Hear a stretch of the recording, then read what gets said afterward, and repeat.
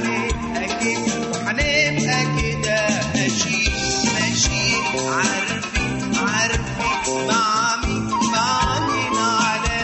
على مين دايما واضحين مش بنساويها هنغني دايما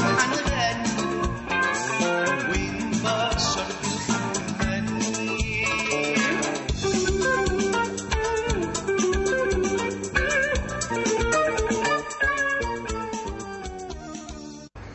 بعد الدفعة الأولى من قصايد وأغاني رفض الهزيمة الحادة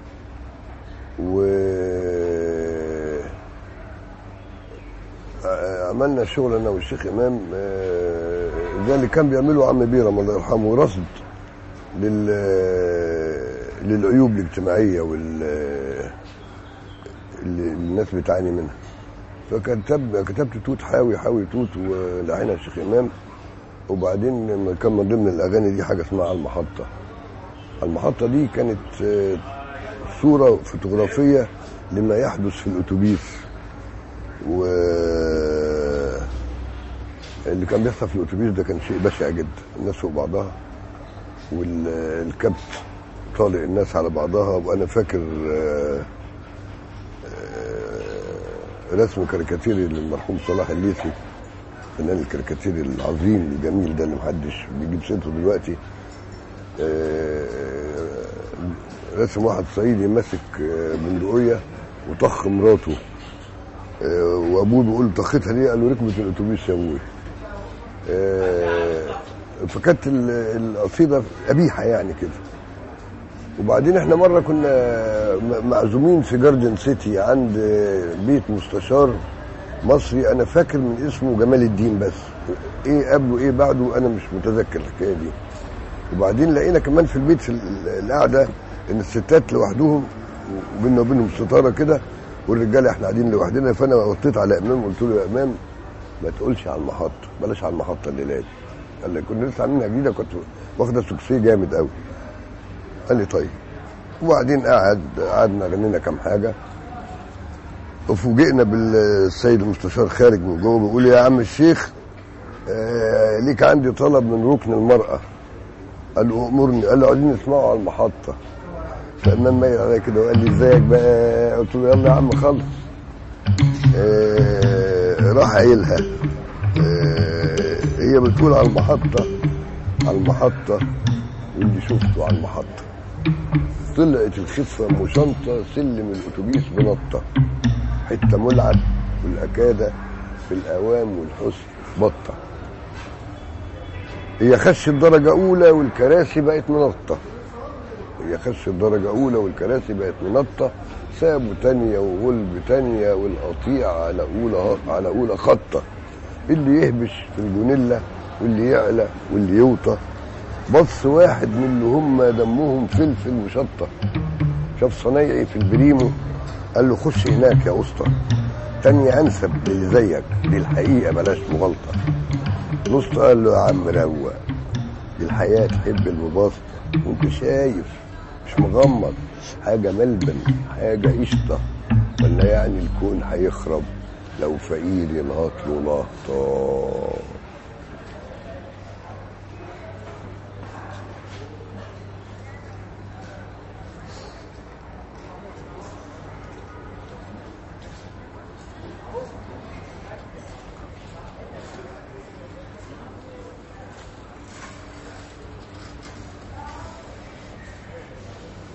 دي البورصة. أنا كنت زمان لما أول ما سمعت اسم البورصة دي مش فاهم يعني إيه البورصة. أنا تصورت إنها البورصة مرات البورص، ده كل اللي أعلمه عن البورصة. ولما كبرت بقى وعرفت البورصة يعني إيه، أديني معدي من قدام هذا الشيخ المقطوع نادر أهو بقول لها مدد يا بورصة، رشة جريئة كده على الغلاب.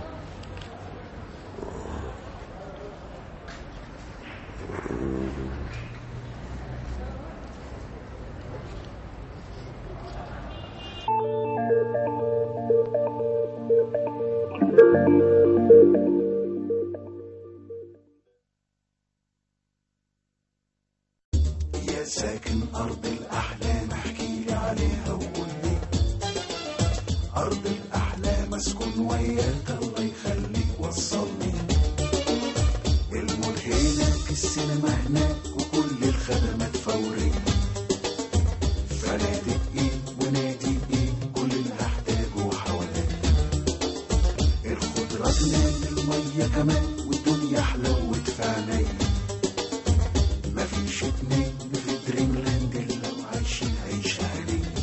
يا ساكن أرض الأحلام احكيلي عليها وقولي.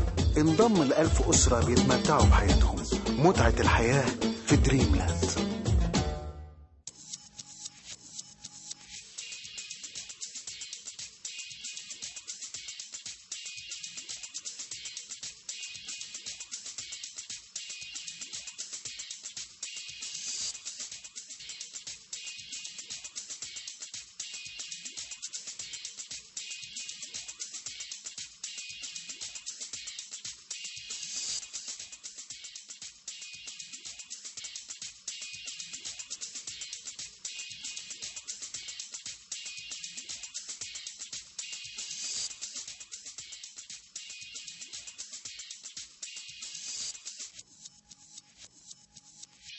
خدوا 6 رايح 4 جاي.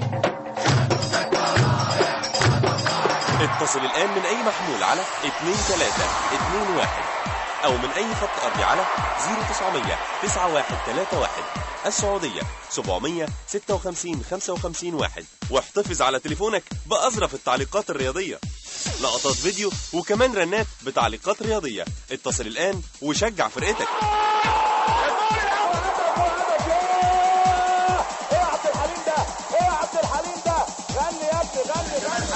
جمال حمزة هوبا. الله عليك، الله عليك يا جمال، الله عليك. اتصل الآن وادخل الكود.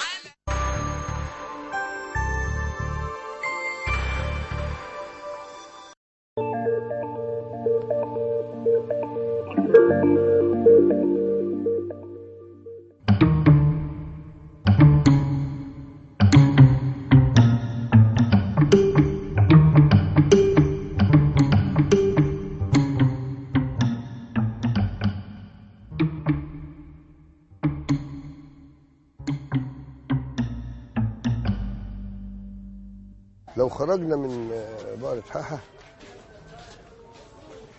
رحت كاتب بعديها الحمد لله خبطنا تحت بطاطنا يا ما احنا رجعت ظباطنا من خط النار.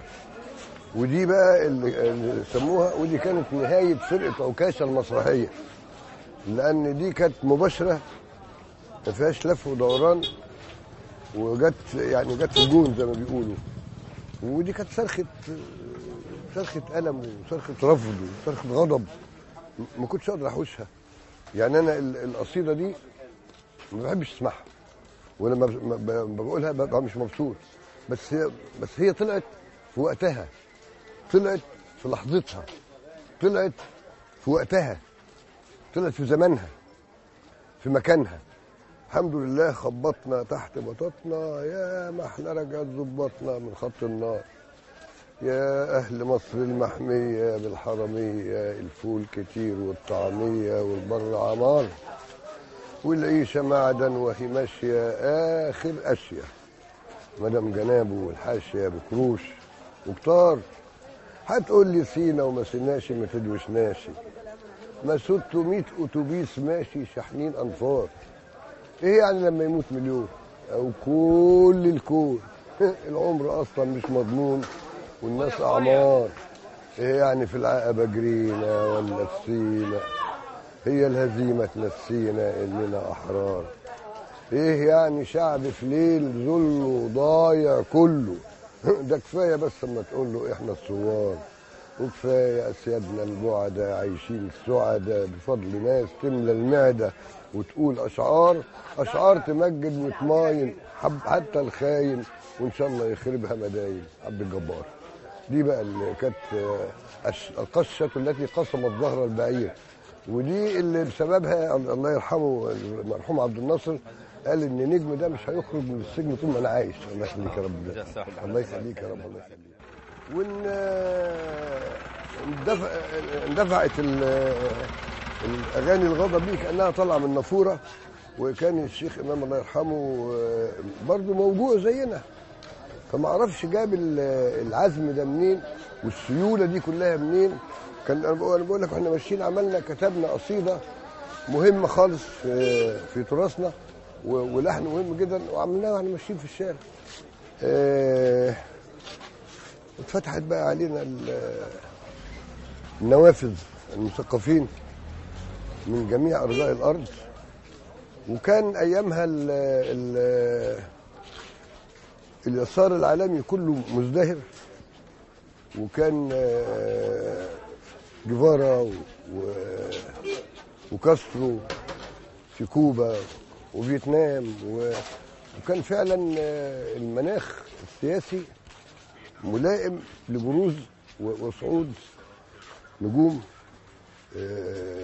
في مجال الغناء السياسي، وده كان نصيبنا انا والشيخ امام. الاعمال المشتركه بيني وبين الشيخ امام الله يرحمه قبل 67 كانت يعني حاجه في الكلاسيك كده زي الموجود، لكن بعد 67 اتقلبت الدنيا. انا عن نفسي يعني دماغي اتقلبت، بدات اصحح حاجات في دماغي واعدلها، بدات مجموعه قيم ورموز تسقط قدامي زي ما حصل للشعب المصري كله. توته توته فرقت الحدوته. طب هنعمل ايه؟ الحقيقه ان الفتره دي لان الناس كلها كانت مجروحه يا عيني، فكان الشباب ملتفين حوالينا دايما، وكنت انا بشتغل بدماغ الفلاح المصري، الفلاح المصري اللي يعرف ازاي يعيش يستمر في الحياه. الفلاح المصري ده بقاله محدش عارف كم ألف سنه مصمم على الحياه رغم الظروف اللي هو عايشها، والظروف اللي عايشها دي ما ينفعش فيها حياه اي حاجه، ان شاء الله فراشه ما تعيش فيها. انا قلت طيب احنا نعمل ايه بقى؟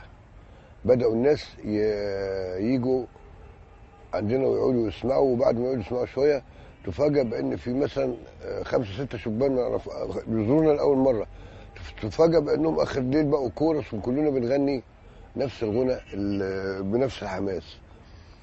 فكنت نعمل ازاي بقى؟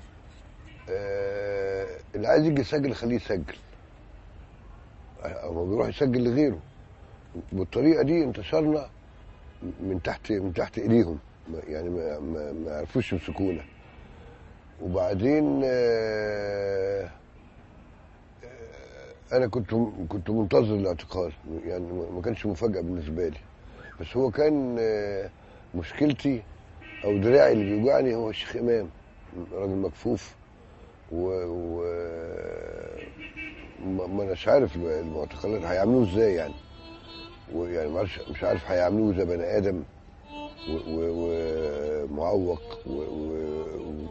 وذوي الاحتياجات الخاصه، ولا هيعملوه برضه زي اي واحد مجرم، ولا حصل يعني.